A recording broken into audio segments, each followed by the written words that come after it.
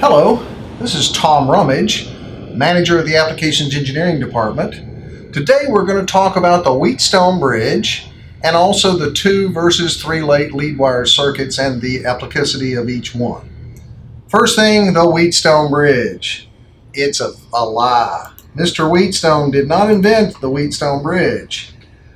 Mr. Ohm, back in 1826, came up with the basic Ohm's law, the relationships of voltage and current. In 1833, Samuel Hunter Christie published an article about the diamond circuit pattern for resistance comparison. He was not a nobleman. He didn't have money. He published, nobody cared. About 10 years later, Mr. Charles Wheatstone used Mr. Christie's circuit to measure very, very small resistance in circuits.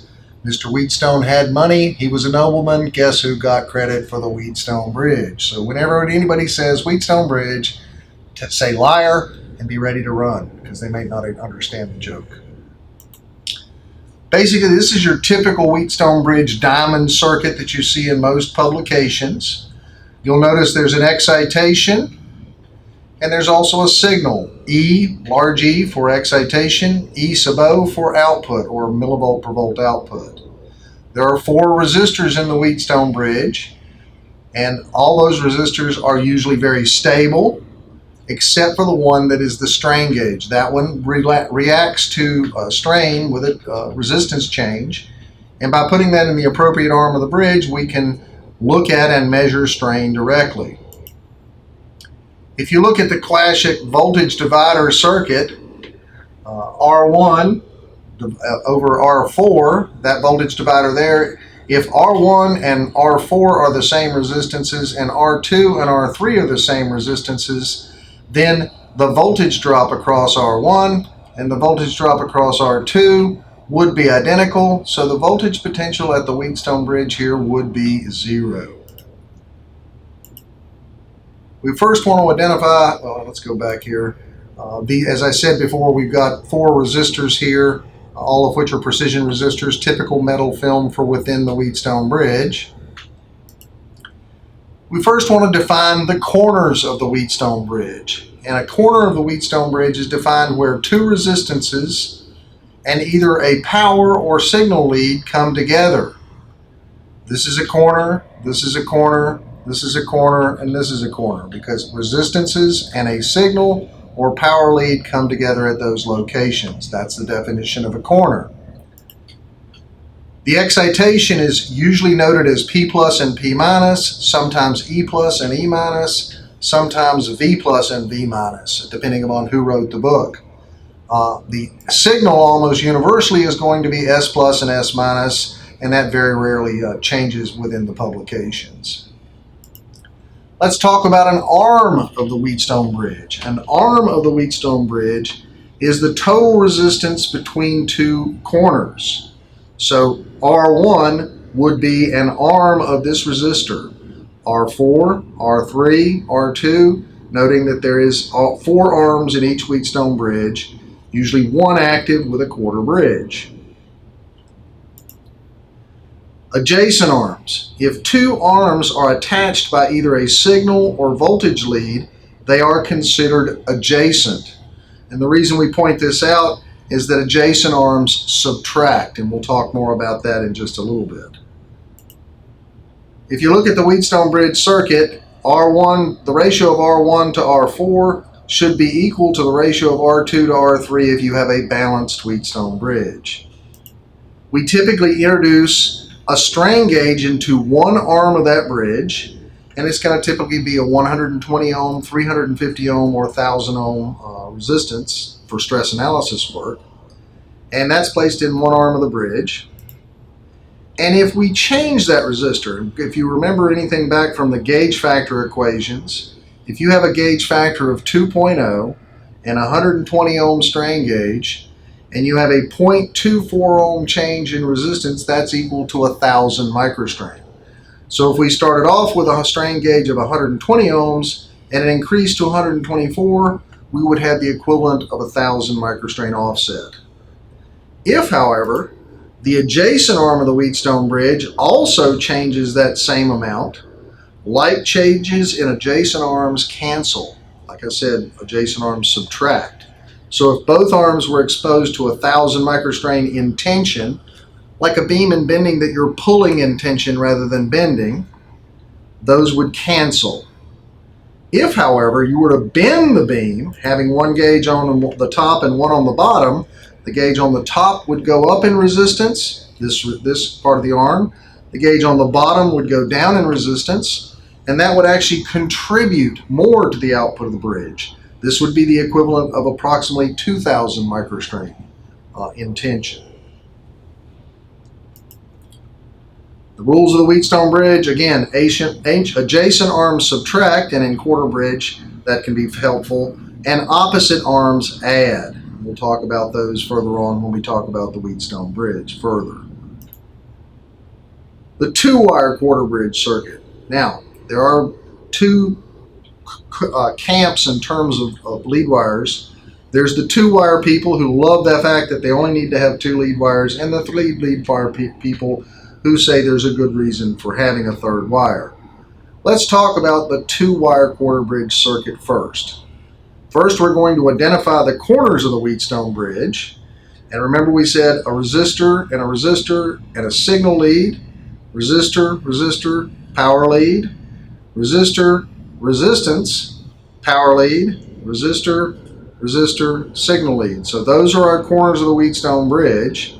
You'll notice, though, that we have the resistance of the lead wire going out to the gauge, and the resistance of the lead wire going back to the gauge in the arm of the Wheatstone bridge, there between the two corners. Note that that adds to the overall resistance of the gauge and would contribute to an initial imbalance. And if you have a strong instrument, it might be able to balance that out. It may be you have to deal with an offset. If, however, you expose those two lead wires to temperature, let's say it's made of copper, and copper is, everybody thinks copper is just this wonderful conductor. Well, it changes resistance 22% for every 100 degrees Fahrenheit. So when your lead wire system sees temperature, you start off in the morning when it's nice and cloudy and cool and 50 degrees. And then it's at 10 o'clock in the morning, the sun comes out and it goes to 70 degrees. Those lead wires will change resistance, and that will also contribute to the imbalance or output, and it will look like a slow static change in strain when in fact it is just the temperature effect of the lead wire. And finally, lead wire desensitization must be taken into consideration. The gauge factor is adjusted by that lead wire, and since the resistance of the lead wire going out to it and the resistance of the lead wire coming back to the Wheatstone bridge are both in the same arm of the Wheatstone bridge, they both contribute to lead wire desensitization. Okay, here I have a demonstration set up for the 2 versus 3 lead wire circuit. I have 20 feet of 30 gauge 3 conductor wire, of which I'm only using 2 conductors for this particular portion of the demonstration. I put a little jumper here so that it makes it into a 2-wire quarter bridge. It's 120 ohm strain gauge, and it's 20 feet of lead wire.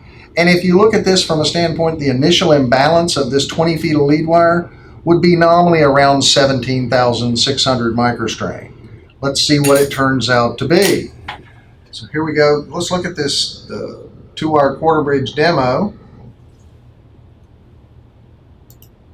I have the P3 here, and note, with the balance off, note the balance is off, I have 17,200, and I thought I should have 17,600. Well, the wire is not exactly whatever the published numbers are. So I can go in here with this instrument.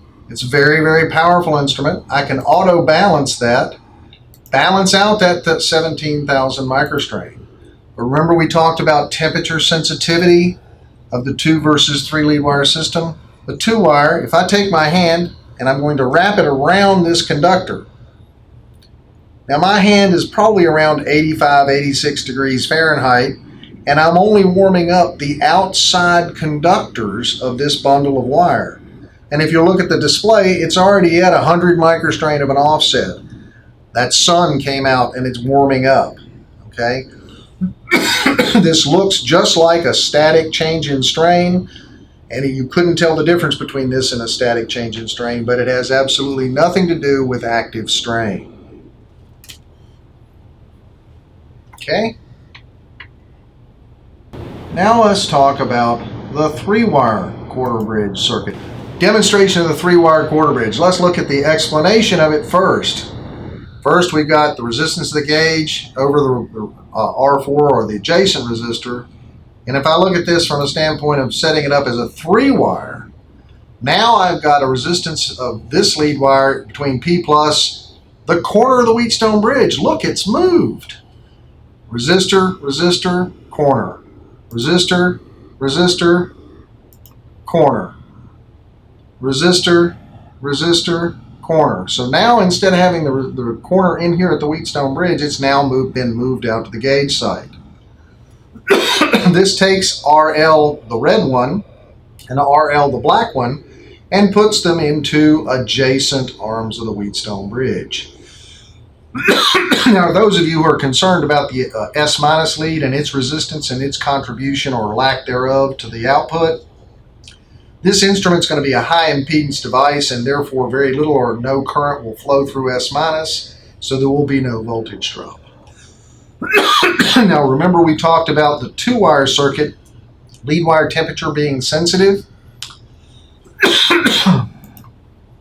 Let's look at if we add that heat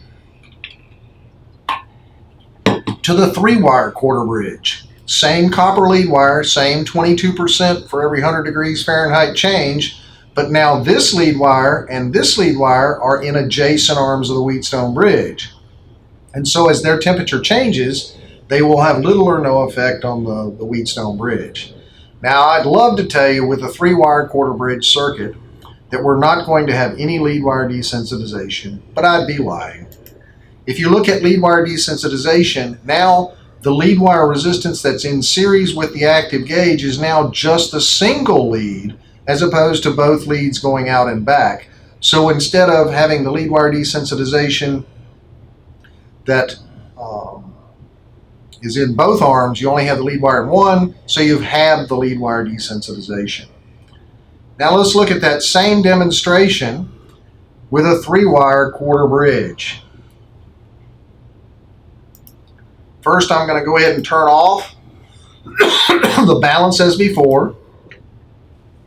And the only difference here is I'm going to take out this little jumper that makes this from a 2-wire, and I'm going to put in the black jumper that going to the dummy resistor. Notice we went from nominally 17,200 microstrain of an offset to an offset of less than 500. Much less, orders of magnitude less initial imbalance. Now it's going to remember the last balance that I had in there. I'm going to go ahead and zero that out. And now I have a balanced Wheatstone bridge. Same lead wire system, same connection to the Wheatstone bridge with the exception of being a 3-wire versus a 2-wire. And now I'm going to warm up the lead wire system. And hard as I want to warm it up, in general, you're going to see almost no microstrain output. Warming it up the same way, but now it's uniformly putting that resistance change in both the resistance in the arm with the active gauge and also the adjacent arm of the bridge where the dummy resistor is. Notice we've got zero change. And I could sit here all day long and I might see a 1 or 2 microstrain change simply because I'm differentially heating the wire. And that, my friends, is 2 versus 3 lead wire and the basics of the Wheatstone bridge.